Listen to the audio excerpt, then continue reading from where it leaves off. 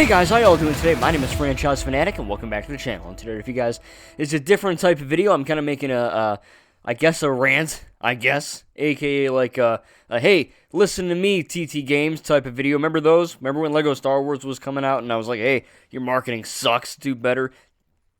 Kind of like that. Yeah. So obviously, the next Lego game obviously has not been revealed yet. At least not officially. There have been rumors of, oh, it's a Lego Disney game, and oh, it's Lego Harry Potter, oh, it's Lego Batman 4, right? Who knows?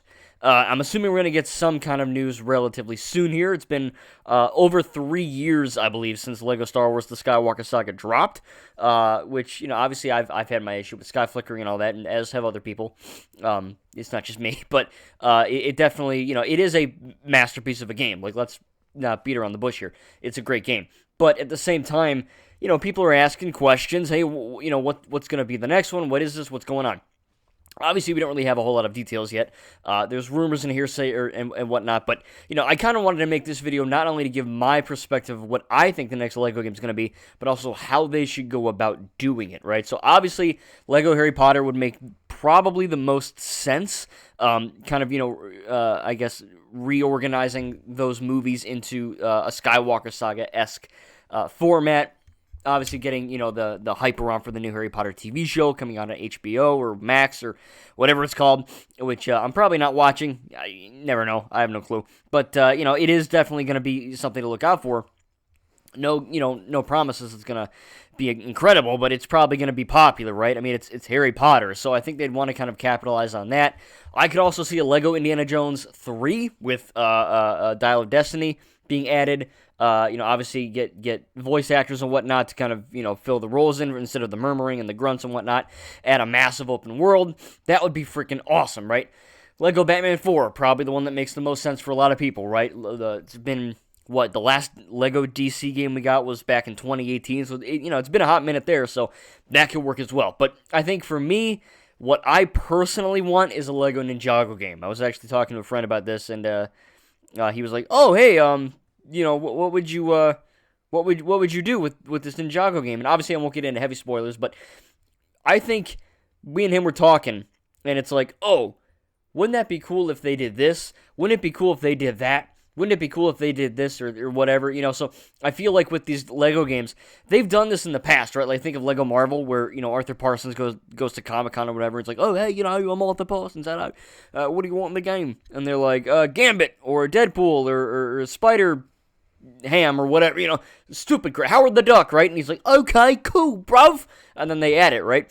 And it's like, okay, they do listen to their audience, right? They do listen to fans of either Lego or the respected, IP they're making a game off of, but I feel like they could go a little bit more with that. Obviously, you don't want to fall into the camp of them, posting a Reddit or a Discord thing and all they do is listen to everyone, and then you just have like, a million ideas, and then they, TT Games uses all those ideas, and then by the end of it, they have to credit and pay all these people, or, something, right? And obviously that can get kind of out of hand.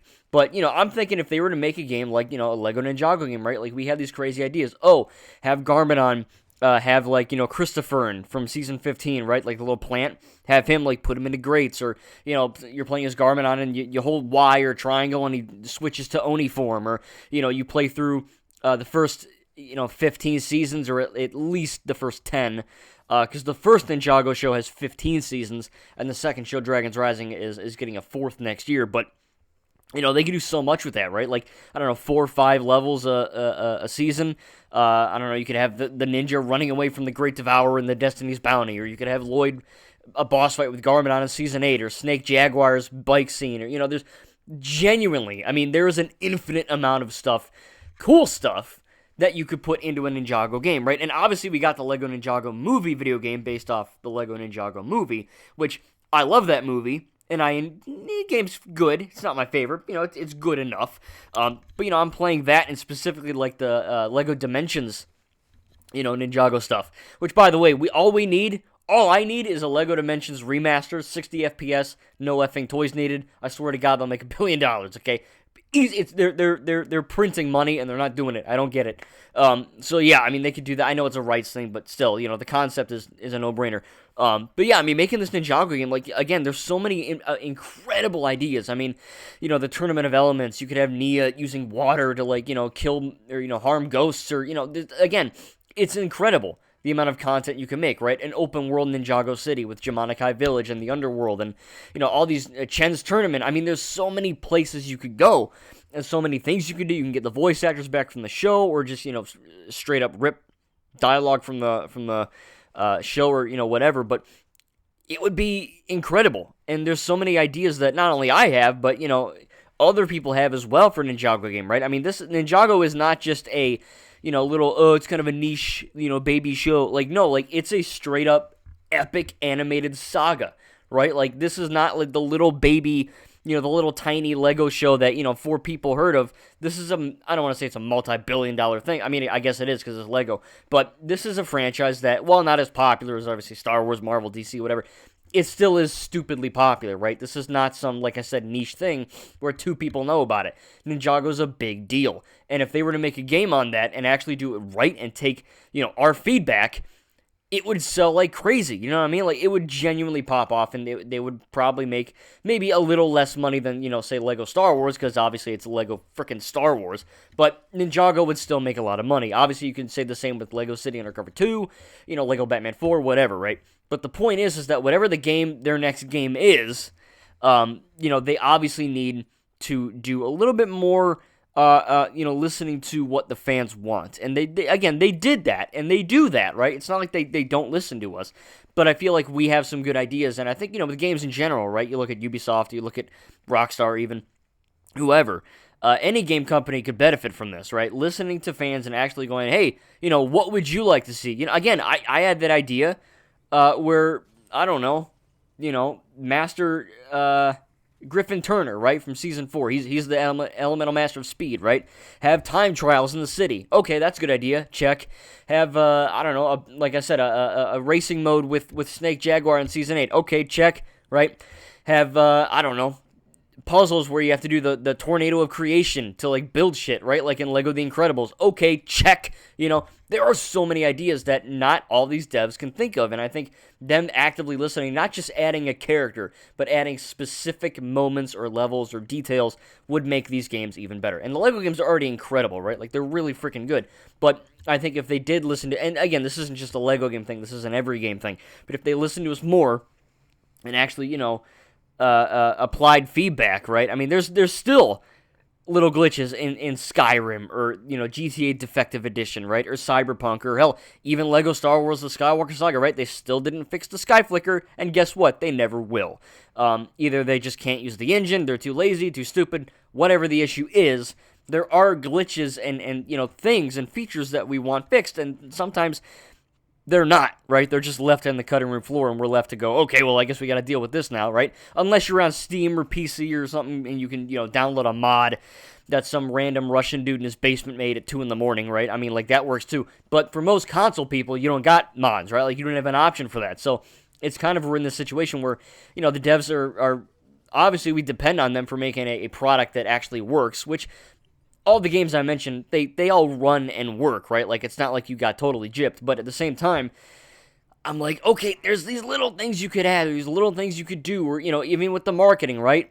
They gotta, I mean, obviously we know Skywalker Saga's marketing was horrendous. I made videos on it, and for some reason they popped off, but whatever. That was just genuine vitriol. I was just straight up mad. But at the same time, I'm looking at it and I'm like, yeah, like, this applies to Ninjago, this applies to Star Wars, Batman, whatever game anyone makes, and specifically TT Games, right? Whenever they do announce their new game, I really hope they learn from their past mistakes. Obviously, they apparently fixed up whatever sexist or racist thing they had going on, and the guy left, all the behind-the-scenes drama. The NTT engine was a pile of trash, even though it looks and runs beautifully. Apparently, it was really bad. I get it. I'm not a game maker, but, I mean, working on an engine that's bad then produces a quality product, maybe you continue to use the engine, maybe? I don't know. but apparently they're using Unreal Engine 5, and we got, there's other LEGO games too, right? We got Horizon Adventures, LEGO 2K Drive, LEGO 2K Go, which apparently has never seen the light of day. You've got LEGO Party, which just got its release date of, I believe, September 30th. So there are other LEGO games, but TT Games are the big boys, right? They're the head honchos, and again, they do listen to us, right? Like, they've done it. There's plenty of examples. But it's mainly small stuff, right? But I feel like if they genuinely wanted to and they could make a Discord server, right? Us fans, at the end of the day, we're the people that buy their product. And if we're not happy consumers, we don't buy your product, right? Now, obviously, you look at Ubisoft and it's like, oh, Star Wars Outlaws didn't make any money. Well, and then the guy's like, well, actually, it didn't sell well because no one likes Star Wars anymore. First of all, that's Bantha Poodoo. Real Star Wars fans that actually love Star Wars, and I'm talking like, all of Star Wars for the most part, like me, we exist. We're just not the vocal minority. You hear about the hate, you know my stance, right? It's objective. Like, hateful words and messages are louder than praiseful ones. And that's just the sad reality of life. And, some people cater down and they listen to that, right? That's why The Acolyte got canceled. Yes, that it is why. We have proof of that now. But we also have, other examples of, Star Wars Outlaws didn't sell well. Because, like, no, it didn't sell well. And I hate saying this, but Star Wars Outlaws did not sell well because there was a woman on the front cover. And I'm not sexist. I'm just effing straight up truthful. People out there on the internet are sexist. They are racist. They are trolls. They're horrible people. And they see a woman, or as they call a woman, and they instantly go, woke! This game's woke! Oh my god, they killed Star Wars! It's like, no. It's not.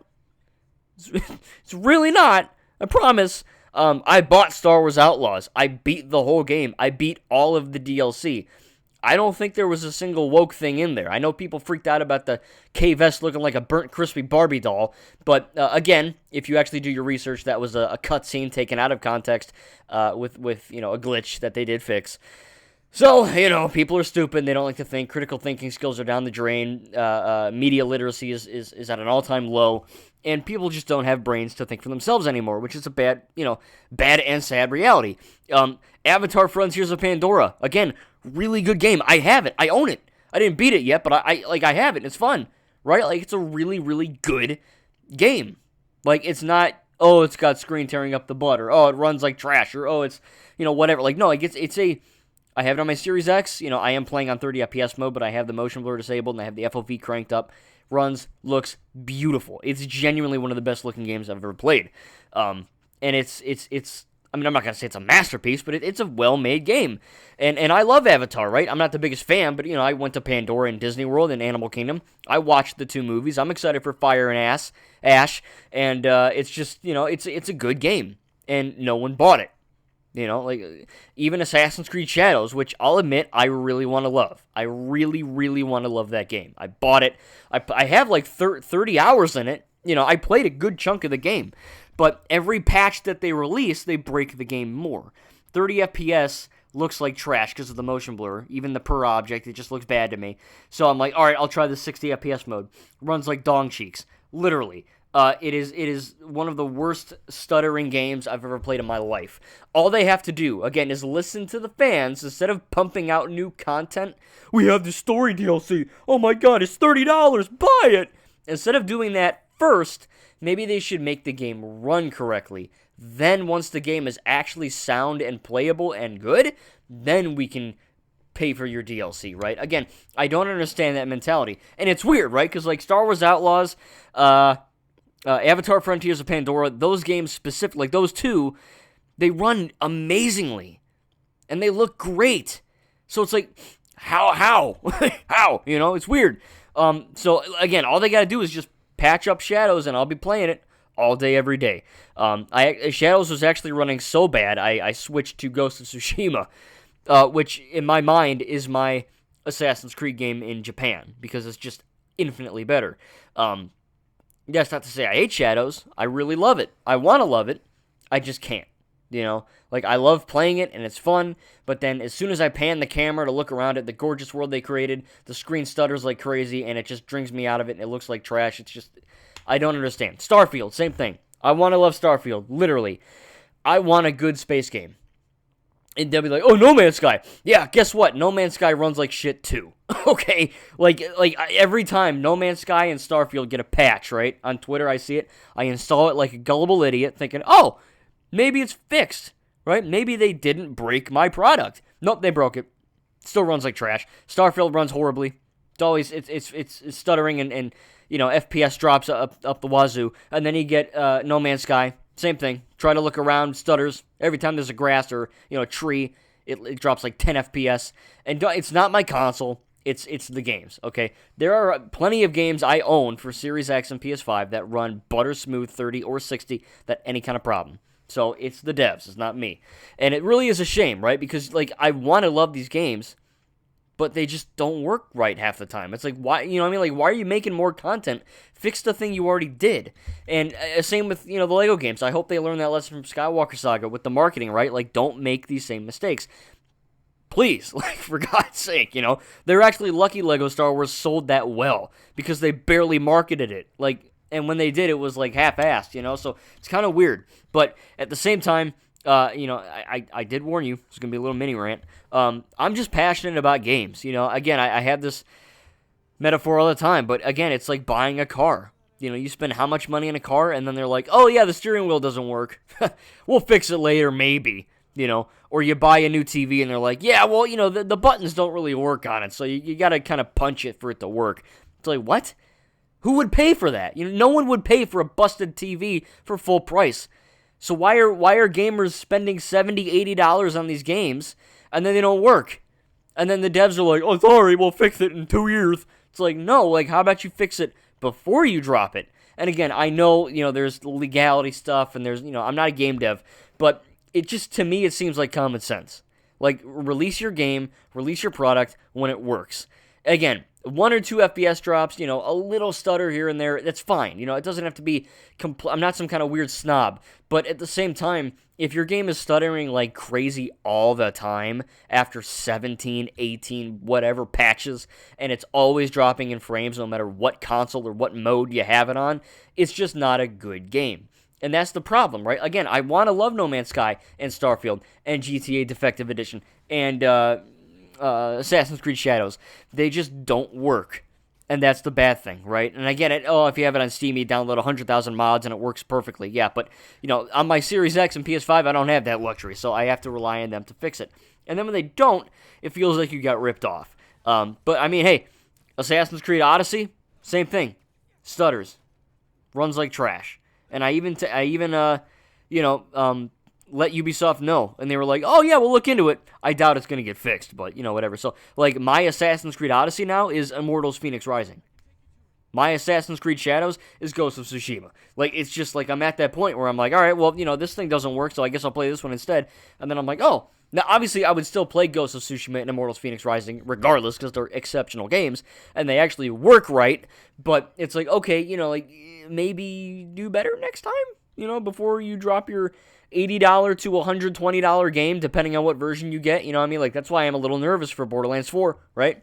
Borderlands 3 has some stuttering issues here or there, nothing game-breaking, but, it is there, so I really hope that they clean that up. Same thing with, I don't know what's coming out, Ghost of Yotei. I have a feeling that will be very, very polished on release, because Tsushima was, from what I remember.